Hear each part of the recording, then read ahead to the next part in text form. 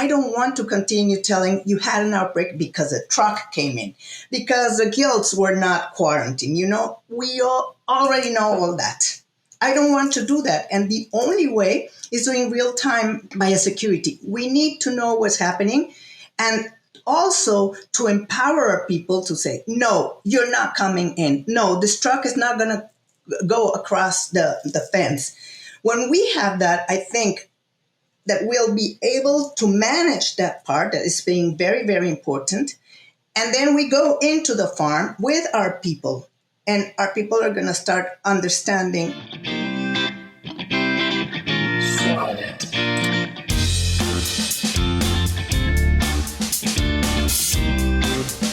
Welcome to our latest edition of Swine Podcast. I'm Jerry Purvis, your host. And today we have a very distinguished guest, Dr. Laura Batista. Dr. Batista is director of Batista Associates. She works with producers, all across the globe, in North America, Mexico, Latin America. And so she works primarily working with these producers and managing diseases, particularly PRRS. So, Dr. Batista, very glad to have you today. Welcome to our podcast. Thank you very much, Jerry. Good morning to everybody. It's a pleasure to be with you today. Very good. Well, let's just get started. Maybe tell our viewers a little something about how you got to where you are today. Yeah, Jerry, I am a Mexican veterinary. I studied veterinary medicine in Mexico. And then I went up to the northwest part of Mexico, where at that time pork production was really modern. We were just setting the pace of what would be the future pork production, not just in Mexico, but in many parts of the world. And from there on, I started my own practice. I like to go everywhere, learn a lot of things. So I started my own practice. And I started doing different internships in different parts of the world. I went to Michigan State University. Then I did my PhD with Dr. Carlos Viljoan and Scott D. I also got the chance to go to Spain with Dr. Santiago Martin Grillo to learn a lot about artificial insemination, which at that time also was not what we are doing today with artificial insemination.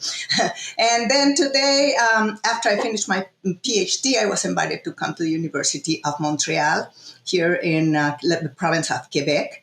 And from there on, I've just been going back and forth everywhere around the world because, as you just mentioned, I love quote unquote PRRS virus, and PRRS virus has taken me all around the world. As you know, it is probably one of the most important diseases in swine production. So I basically have specialized really in trying to control this virus, and as I always said, that takes me all around the world. Yeah, and PRRS is definitely a financial burden here in the U.S. I think figures are upwards $600 million a year is what it costs the industry. So probably one of our most impactful diseases that we're trying to manage. And, I think it's very unique that you have maybe speak a little bit how you work with academia, but you're out here in the field working with producers. And so then how do you take that and how does that help take that back to the universities and maybe model how you attack these things? That's right, Jerry. I think that working in the field help us understand what's really going on. I know that we have to do a lot of basic research because that gives us a lot of information on how should we manage these diseases. Also for all the scientific part, developing different solutions. In this case, it would be a vaccine. But going to the field makes you understand what's really happening. And going around the world also helps seeing how we produce very differently. Even though we think we have standardized production, when I go around the world, I see that that's not the case. So working at the university, still doing research with different universities, teaching also is one of the things I do. That helps me a lot because students sometimes are not exposed to what's really happening. So that I think helps a lot to prepare the students and telling them what's going to be their future.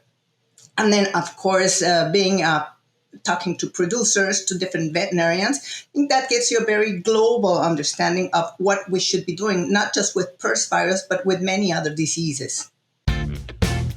Feed is a fomite for swine viruses, and studies have shown that specific ingredients matrices can enhance virus survival. Preventing virus transmissions through contaminated feed is achievable with proper protocols in place. Preventing ASF infection with the 3500 sow operation can save an operation $60.5 million.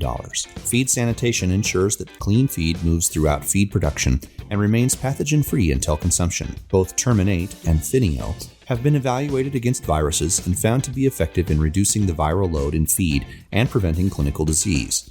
Contact a clean feed expert to learn more today. Yeah, and I failed to mention, I'd be remiss that you have in your career amassed more than $70 million in grants. So speak a little bit, how does that, maybe that connection with producers and with the university, how has that assisted in that being able to amass and being able to get funding for a lot of your research? Well, as you just mentioned, and while I was in the University of Minnesota, instead of all the different professors and all the different departments working on their own, we actually decided to work all together. And that helped us a lot to get a lot of grants, because we could say, okay, we're not just going to do an exposure and we're going to measure immunities. We were all there. We had all ideas. So all the different institutions that gave us grants were very interested.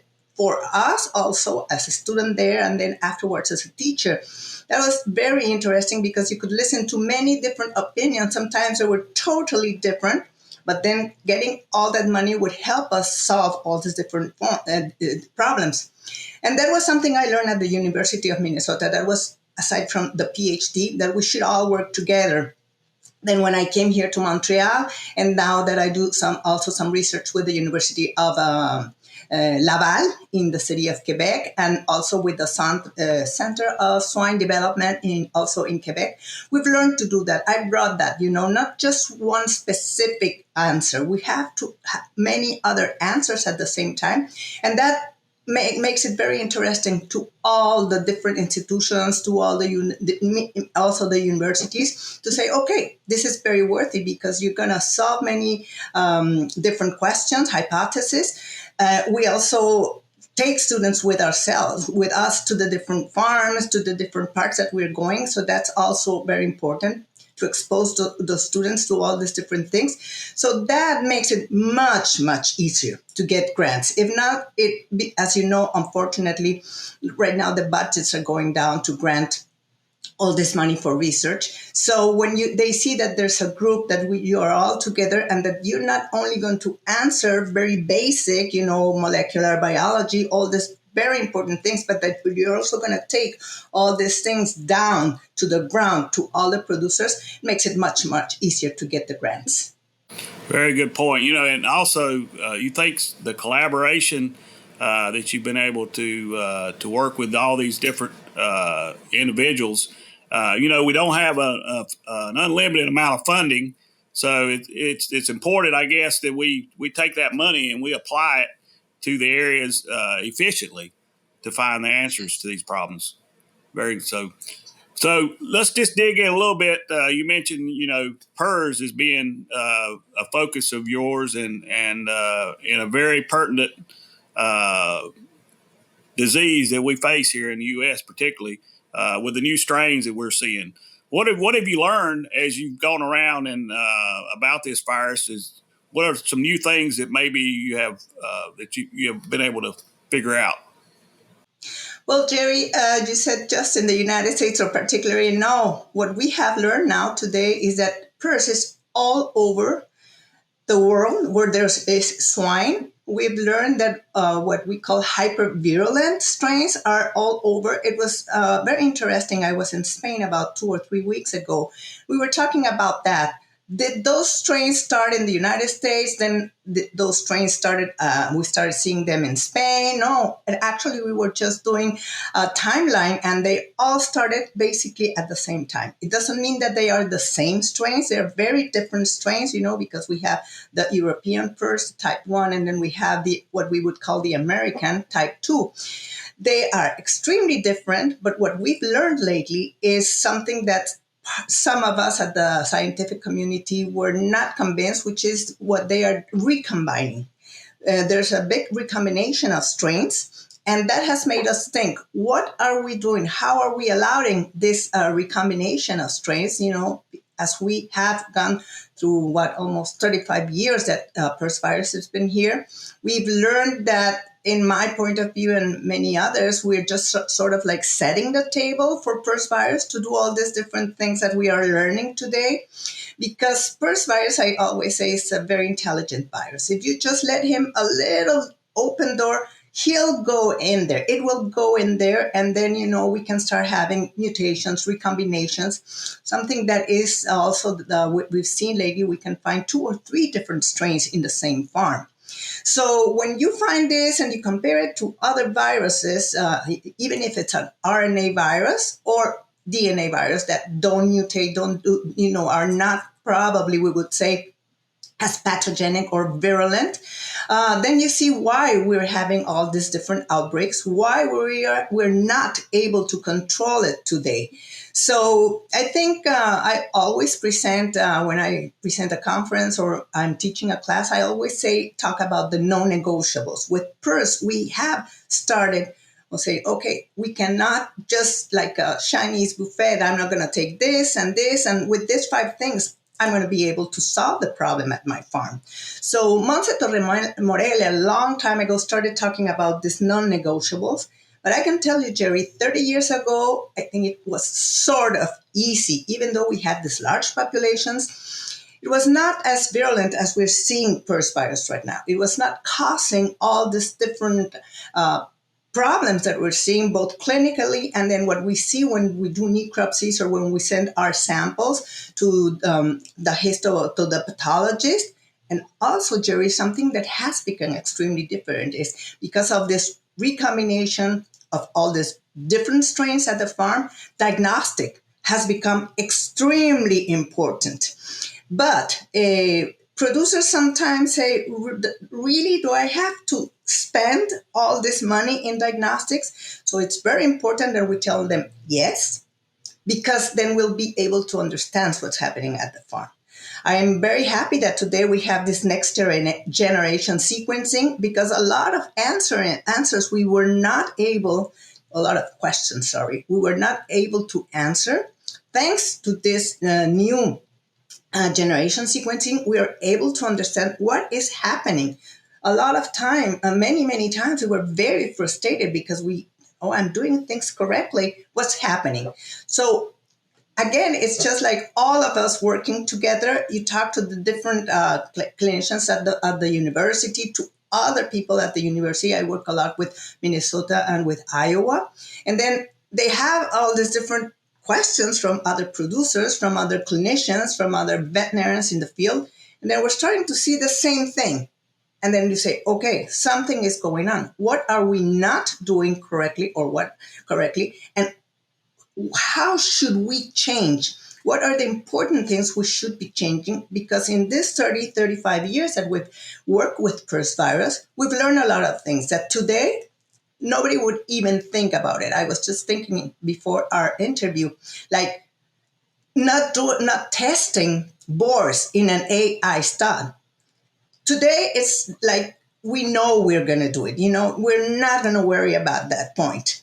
But when you start talking about biosecurity, for example, people do whatever they think is correct. Where I tell them that's psychological biosecurity, not the real biosecurity we have to do. So on those non-negotiables, for example, also immunity of our population. A lot of us are not thinking, how am I going to be able really to have a very robust, very solid immunity if I really want PRRS virus not to recombine, not to circulate in my farm, not to transmit it to other farms. Either they're in my system or either they are in other systems or area, in my own area. And really, Jerry, I think that a lot of veterinarians, a lot of groups, a lot of big enterprises are understanding that. But we were having a discussion the other day at ASD about what's going on. We had a biosecurity symposium or seminar. And I was a little bit, I'm always trying to be, this is not the rebel, to think different. And we were talking about outbreak, how do you call them? Outbreak investigation. And I said, we cannot continue doing this because the moment you say outbreak, you already had the problem. It's already in your farm. So we're doing retrospective investigations. So we need to change that because it's great, because we'll learn a lot of things. But I think we made a lot of mistakes, And today we have a lot of very good solutions to those problems. We're just not either implementing that at the farm, or as I said, when you open the toolbox, you just choose certain things. And with first virus, it's impossible. Really, Jerry, the farms that I know that are not getting contaminated, that are really having excellent, or if they got contaminated, how they are either controlling it or eradicating, they're not playing on I'm going to do this, I'm not going to do that. So what I was telling them is I think because PRRS virus has to do a lot with biosecurity. So I was telling them, I think that we should start what I would call real-time biosecurity, and I'm working with a group in Spain and we're doing that. We're developing all that. And I'm not going to tell you that not all the farms that a lot of farms are not breaking, because in Spain, we actually have an hyper virulent strain. That's the Spanish called them Rosalia. And I think we needed something like that to start saying, okay, we just need to sit down, understand what's going on, and how are we going to change that. So it's really today, it's a very, very big challenge, important challenge, because in my point of view, one of the biggest problems is that we forgot about location. Now we really have a lot of farms in the same location. Maybe some farms were very well located a long time ago, but production started growing around them. And one of the most important things is that we have a lot of farms in many locations, and that's going to make it very, very difficult to control if we don't decide to work all together to start controlling it first, and then we might think about eradication. A lot of farms think, oh, I'm going to control it, I know how to do it, and then I'm going to eradicate it. And I tell them we can't eradicate in a very densely populated area. We cannot. We can, but most certainly it's going to be very difficult to avoid another lateral introduction. So that's one of the big challenges we're having today, Jerry. Yeah. Let's just to summarize, you made great points. Just summarize for our viewers. So we've got this PRRS virus that is constantly changing. And it is changing, and it seems like we're always behind the change. So we're trying to control something that is constantly evolving ways to get around some of our tools that we have. And so our focus is, as you say, is biosecurity, and how do we set up a biosecurity? And as you said, biosecurity is kind of one of those. Everybody's got a biosecurity plan on paper, but many times, these plans fail, and we're trying to understand how do we make these plans more fail safe and more effective. And then the last point you made, it seems like our population, our agriculture units have gotten closer together, more concentrated. And as I always said, you're about as your health is about as good as your neighbors. And so if you're in an area where it's highly densely populated. It's with animals. It's going to be very tough to keep disease from your farm. So very good points. I think that's where our industry is today. You know, what do we do? How do we live or eradicate these diseases? But let's take PRRS and particularly biosecurity. I wanted to really focus for our viewers. A lot of producers on the watching. What do you do when let's just say this producer he has a biosecurity plan. But what are the steps that you do when you work with a producer and improving and changing his biosecurity plan? Well, of course, the first thing that we should do is go to the farm. Because even though today, as you know, it's getting more and more difficult to go into a farm, and I understand it because everybody's scared that you are going to contaminate their farms. But, I take the measurements. Either they ask you 3 days, 2 days, and that's where you start out with all this paradigms. Is it 3 days? Is it 4 days? Is it what are you going to do? There, we already started with something that it's been proven in certain research, but that doesn't mean that, it's only been one. We did it with Satoshi Atake and Scott D. But then you have to visit the farm. And I really like to do audits without people knowing that I'm going to be there. Because if not, Jerry, everything is going to be perfect. Nothing is going to be out of place. It's going to be clean. So it's much better to visit. A surprise audit is super. And I'm going to tell you what I've seen. As you say, everybody has their own plan. Everybody thinks that this is going to work, that is going to work. So you go in there and you see a lot of things that are, as I already said, psychological. You think this is working great, this is going to be okay. So then the other thing about just having a certain plan is that we don't have the correct understanding. For example, everything has to be on a flow, just one-way flow. And we don't do that, but we don't do it because we don't understand that if there's a virus, a bacteria, we're going to bring it back to wherever I am. And then as I said, with this group, I'm working in Spain.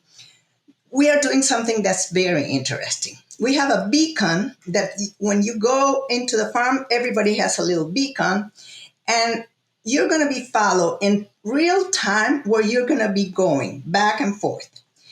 And the first time you do that, of course, people think, oh my God, they're just going to be following me. They're just going to, people don't like that.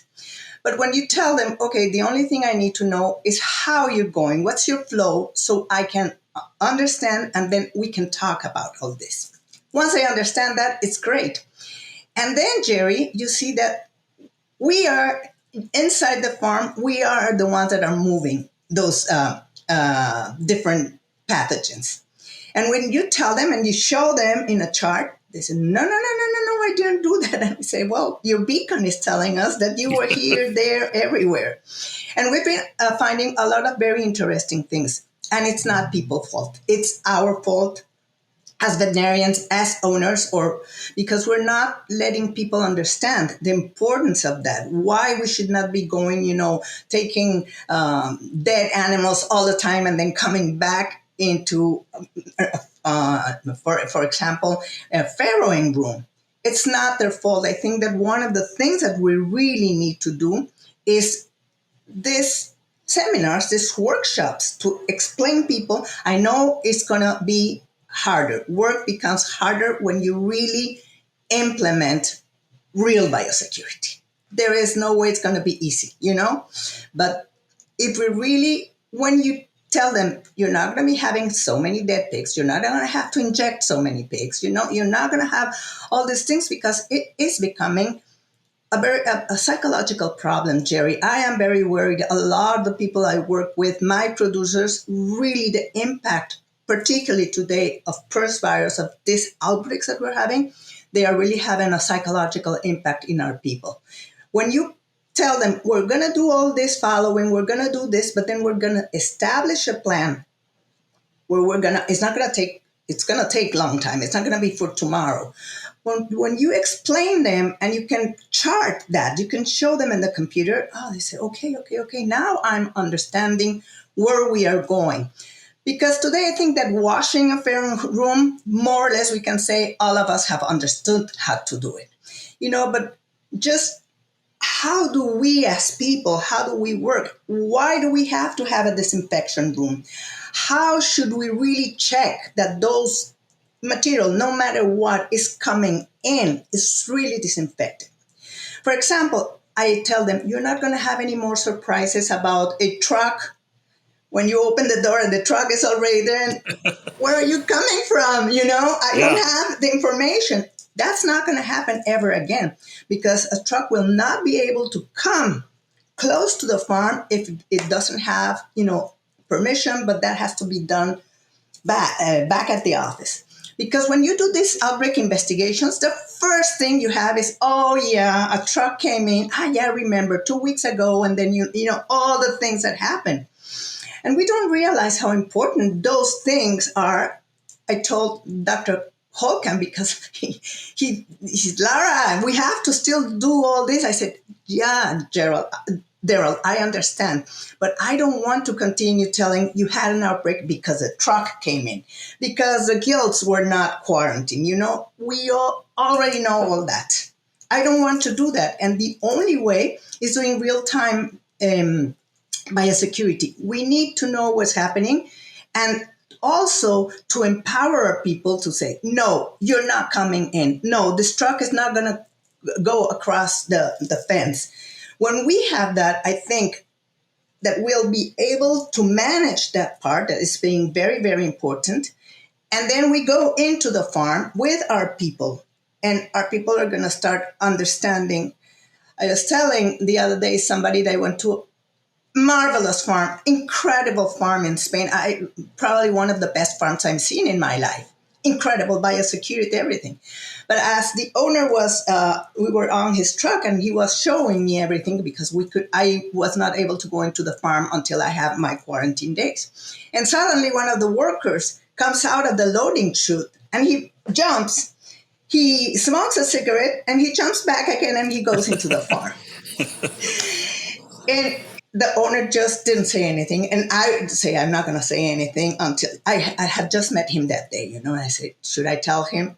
He noticed that immediately. So when we went to lunch, he said, can you please tell me what you saw? And I said, okay, I'll tell you. And he says, Laura, I never imagined that they would do that. And I said, I know. It was just a very good thing that we saw that, because your workers are excellent. The farm has excellent production.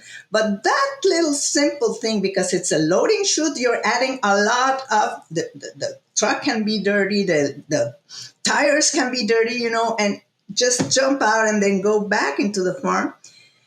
And we might never know that happened. It was just a casualty. So, I think that things like that, biosecurity, in real time, if he had, actually they already are working with this biosecurity, we would have known that he had done that. We could, at that time, not avoid it, but now we know that people smoke, and you cannot tell them stop smoking, Right. Or you tell them stop smoking, and then it's not true. But then you start realizing how people work, what they need, what they don't need, etc. And then that's a very important part for me, really training our people so they understand what we are telling them. And I think that's also going to help, because as I said, semen is, unless there's a terrible outbreak, it should not be a contaminant.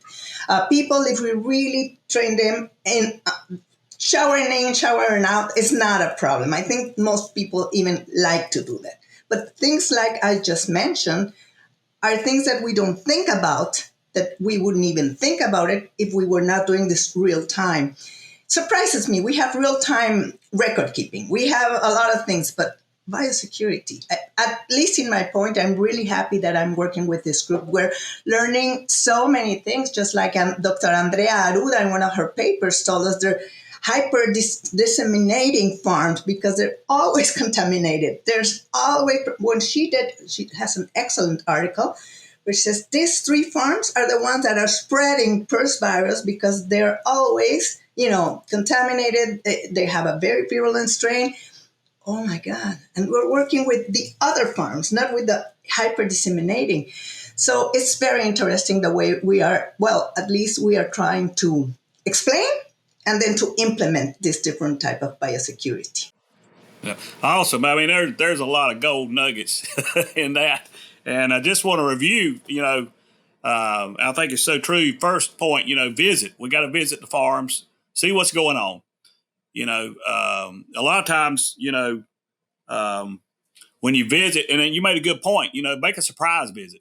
I found that when I go on a farm, if I'm looking at their feeding programs, I won't ask the manager what they're doing. I'll go to the employee that's actually doing the feeding because the manager knows how it's supposed to be done, and that's Right. what he's going to tell you.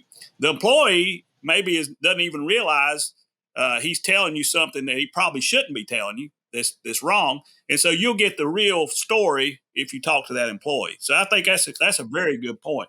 And then you made a point about education, and I think that's so key that we educate our employees to why we do these things. And when they understand, hey, this is gonna improve your production. This is gonna, some of them are paid on production. That's right. And so this is going to put money in your pocket. But it's also, to your point, the psychological. Nobody likes to see pigs. Nobody likes to have mortality. Nobody likes to see pigs suffering. So it improves the morale of your farm, I think. That's right. When you have less disease, and not to mention profitability. Our industry really, we hinge on our health. Our health we're going to have as good a performance as our health is going to allow us. And I think that's so true. So you made some really good points there. And I wanted you to touch on a little bit when you go to a farm and you educate, but also validation. You made a good point about, hey, the guy was out there. He assumed that this was being done. But when he actually witnessed the employees, he found, hey, they're bypassing this step, in our plant. So I think that's a good point that you have to validate. And I don't think that's done enough. We don't go out here and watch people. We got a biosecurity plan, but how well are they actually executing? Now, I wanted to make a comment there and just see what you think. I heard this somewhere that complexity is the enemy of execution.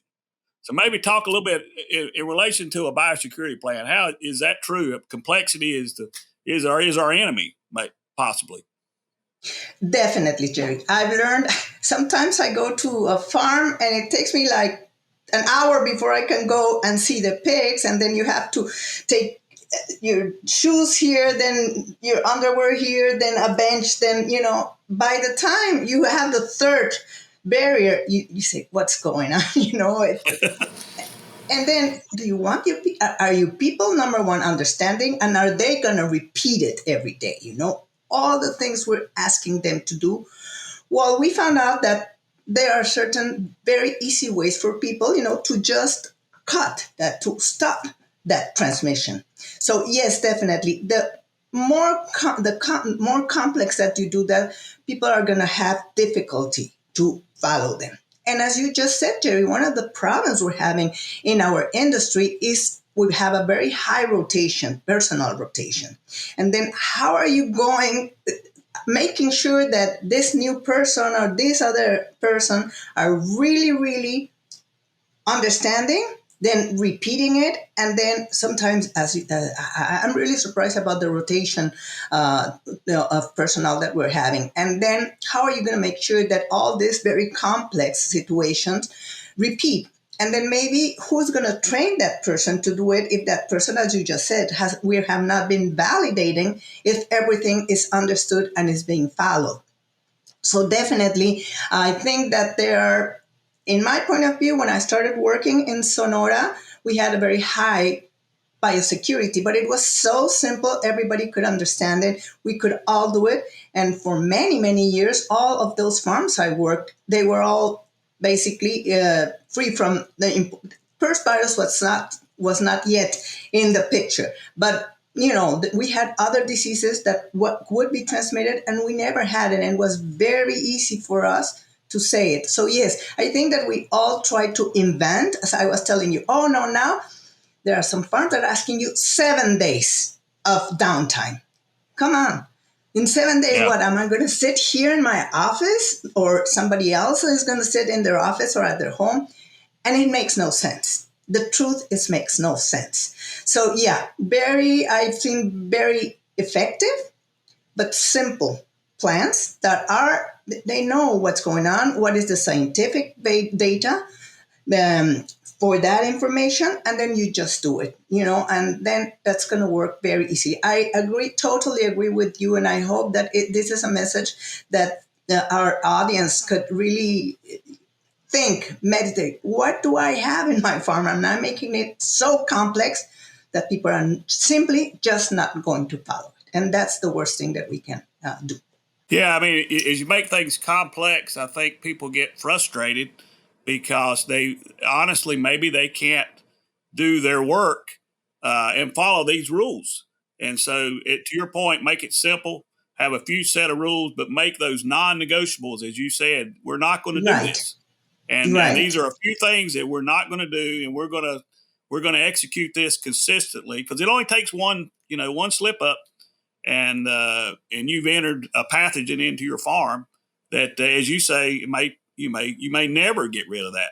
that's PRRS right. is very tough. So it's very very important to have a simple plan and it'll be executed. What are as you go out and work with producers? What are some of the things that I just want these producers to be thinking? What are some of the things that you see that people are doing that is really not effective, and then what are some of the things that they're not doing that would really help boost their plan? Right. I think that one that is very common, Jerry, is with the trucks. They are disinfecting tires, the whole truck, but they don't realize that is already that. Did I do an audit to see if it was clean? Then, you're just crashing. If there's manure there, if there's organic matter, there is no disinfectant that's going to work. But people feel, those disinfection arches, and the truck just goes by. Sometimes there's not, parts of it didn't get any disinfectant. And I'm not saying that the disinfectants are not working. I'm just saying that is not working. That is not working. That's not what we should be doing, is auditing our trucks, and also auditing before they go into our property, because they're going to roll in many times on roads that a lot of other trucks are moving there. So maybe they got out clean 100 kilometers, but are they still clean when they go into my farm? For me, transportation, and we've done a lot of research, and there's been a lot of research that we know transportation is one of the most important problems to introduce pathogens into the farm. So that's one thing that I would recommend. How are we really viewing our transport system? And it can be employees, cars, the feed trucks, everything, all those things are very important. So that's one thing that I think needs to be changed. It's not easy, again. A lot of the things that I'm saying, because a lot of the people tell me, then I really have to do an audit before the truck goes in. And then if it's dirty, then what do I do? Well, then, it gets complicated, but you mentioned a number, but for me, it's costing a lot more money per virus, really, if you do a good economical analysis. So that's one of the things that I see that we are not doing correctly. The other thing is, I just said, training our people, that they really understand that, it's the two-step to go in very easily. I still, as of today, don't understand why people go in with their mobile phones. It's amazing. You're cleaning and disinfecting all those things in a room, and you're doing all those things, and people go in with their mobile phones. You don't know where it has been. And sometimes they do have these UV things to disinfect them. For me, that's like, why are you doing this? You're just, as you just said, it only takes one time to contaminate your farm. And so I don't understand those things. People don't go in with their mobile phones. Or if they go, maybe you put them on a room that's outside the farm, and then they'll have to go out during lunch and respect. Yeah, you're putting another step, another risk because they'll have to go out, etc. But I see that very get, allowing certain things to go into the farm that, in my point of view, there should not be going in. The other thing, Jerry, is we are not auditing washing, disinfection, in all the rooms, in all our rooms. And there are now so many very easy, this glowing powder where you can see if it's been disinfected or not. It's so easy with that one, or the one that read the ATPAs, so if it's been really clean and disinfected. That's very important. You have to audit. You have to take the time. Somebody, and that's very important for me in all my farms, that we have a biosecurity person in charge. It's not one day you, one day me, one day the farm manager. It's one person who we are constantly working with, educating, and they're going to do all the biosecurity audits so we understand what is going on. So that for me is also one thing. One thing is that when you open the door, it looks like it's been washed and disinfected and dried. Other thing is that really was done correctly. That's very, very important for me and for washing and disinfecting. Then the other thing that I think we have not been able to change, because our farms are so big today, but the moment that we have weekly farrowings, we have weekly susceptible populations, Jerry. That's one thing. And if we do not have good immunity, not just for PRRS virus, for any disease, then every single week you're having that big risk. We're working a lot with group farrowings now in a lot of farms, and they've seen that really you can really cut. It really helps you to stop that transmission. I understand. Maybe they're going to tell me, Laura, my farm has 5,000 sows, 10,000 sows. That's one message I think we should be changing. We cannot have all this 10,000, 15,000 sow farms. With this new pathogens, it's very difficult to cut transmission. So we need to rethink, either, as I said, to put it in a very good location, and then you have this program, real-time disease, biosecurity program, where we're going to continuously, if we have a continuous population that doesn't have the adequate immunity, that's going to be also a very, very, very big problem, Jerry. And I could go on and on, but there's certain things that I think we can handle. And as you said, we are not, a lot of our people don't understand in the farm that all these pigs are being born every single day, every single day, every single day. They're just, I see them like petri dishes, you're going to be able, or cell cultures where this virus, these bacteria are just going to continually be growing. So those are things that I think we should be working. And as I said, there's many, many other things. But again, I come back to biosecurity on the outside of our farm, which would be, exclusion. And then, but in our own farms. And the other thing that I was talking at first, diagnostics. Jerry, sometimes I go and they tell me, oh, yes, I took 10 blood samples or 15 blood samples. That's maybe going to work when you have an outbreak. But if you're working, if you're lowering your prevalence, 10 samples are not going to work. And then, I had this 5 weeks of negative, but it was 10 samples. You're not going to get virus and bacteria that way. You really have to understand, work with a good epidemiologist that tells you, okay, as we start controlling, prevalence is going down. So that means you're going to have to improve, have more samples, measure it more often, and then then you can say, okay, because lately there's been several outbreaks of the same strain you had before. And people say, how come? And then you go back to this diagnostics and say, now I know why, because it wasn't, the virus never went. The virus was still here. And as you put this dynamic populations, then you're going to allow the virus, the bacteria, to start growing again. So I think that's also very, very important. Understand your own farm. How are you, as you just said, because people have their own plans, but also they read something somewhere and then you want to apply it to your own farm. You need to understand, how was this set in this farm and how I'm going to do it, model it to my own farm. Very good points, and just in summary there, I think the points you're making, you got to educate your people, and then as you develop a plan, you got to make it simple. It's got to be a simple plan that everybody understands the rules and the non-negotiables, as you say. But then, as you say, it's validation. We need to make sure that and you made a good point, a third party, even having somebody in your company that, you can't have the manager, because a lot of these things require more work, more aggravation.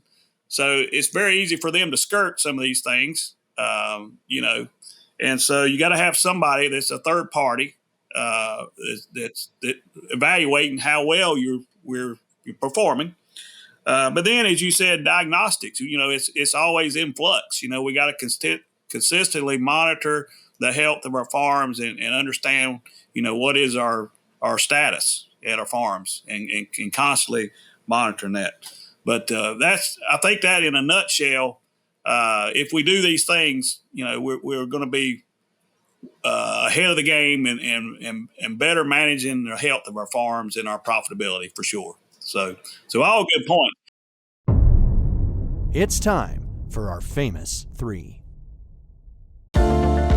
Feed flow is changing the way the swine industry sees feed. As the world's only on-pipe feed sensor, feed flow tells you exactly how much feed is being delivered to your animals, so you can be sure that every pig in your barn is well fed and growing. With industry-leading precision and up-to-the-minute real-time data and alerts, feed flow is a simple and affordable way to improve production outcomes across your organization. Feed is too expensive to ignore. Try feed flow today.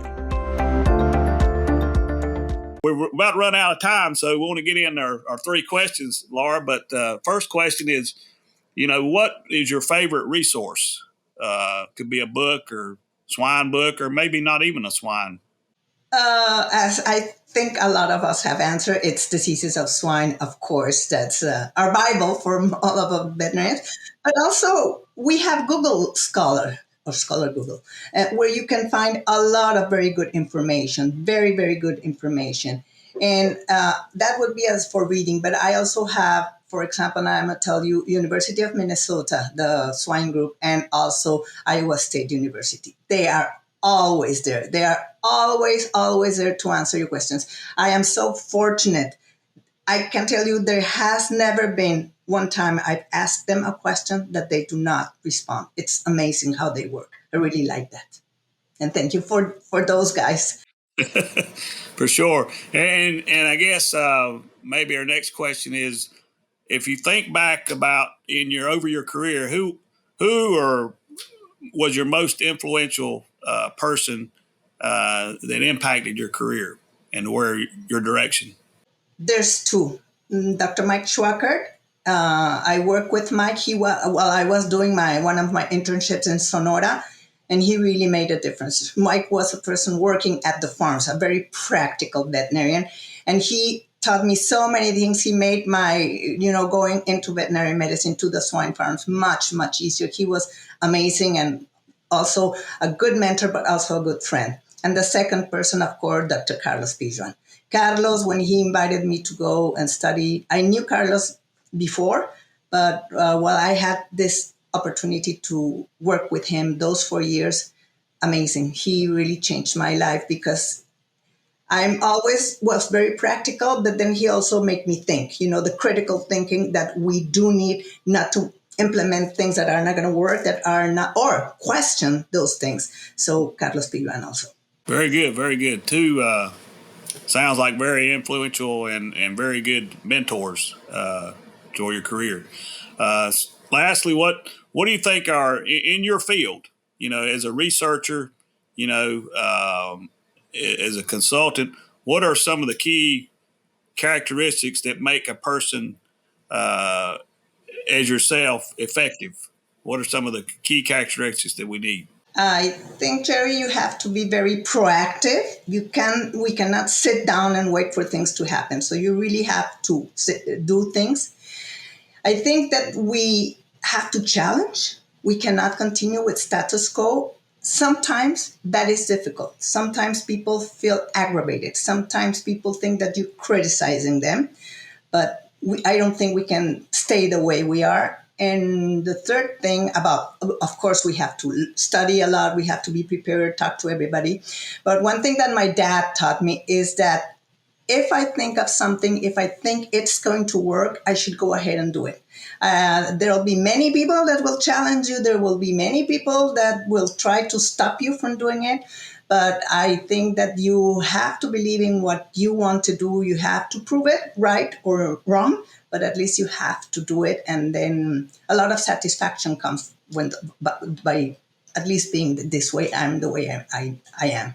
Very good, very good, good words of wisdom for sure. There, you know, you got a passion for something, and I can see you're very passionate about this, and I can really appreciate, a person that I sense, you have a passion for your work, and so you're not going to settle, and you're going to keep working, and I think that's great. This is a key area for all of us. As I said, our industry, we're only as good as our health.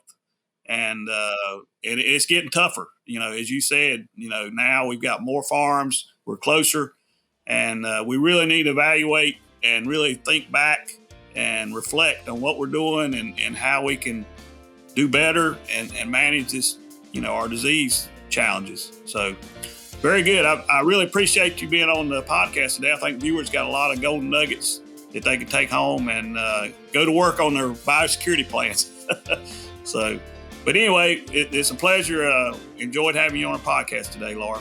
Thank you, Jerry. Thank you for the invitation. And have a great day. And we'll keep on communicating. Thank you for our audience that are listening. And I know that they also have a lot to nurture me every time I talk to all these people. Very good. Keep up the good work, and we'll see you soon.